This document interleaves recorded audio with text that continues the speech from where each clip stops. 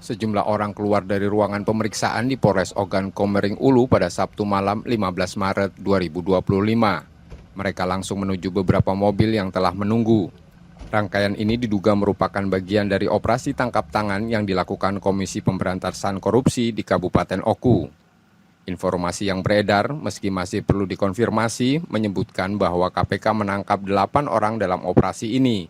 Mereka terdiri dari 3 anggota DPRD Oku berinisial FR, FH, dan UH, serta seorang kontraktor. Selain itu, seorang kepala dinas berinisial NV dan beberapa stafnya juga turut ditangkap. Kapolres Oku menjelaskan bahwa pihaknya hanya memfasilitasi tempat pemeriksaan bagi KPK.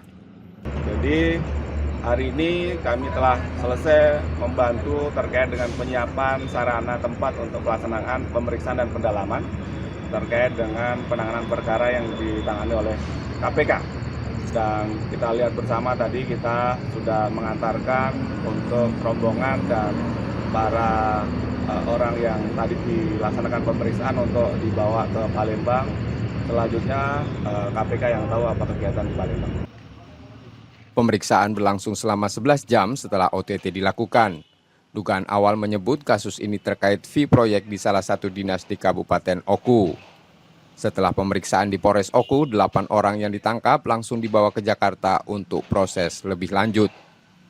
Setiabudi, Kompas TV, Ogan Komering Ulu, Sumatera Selatan.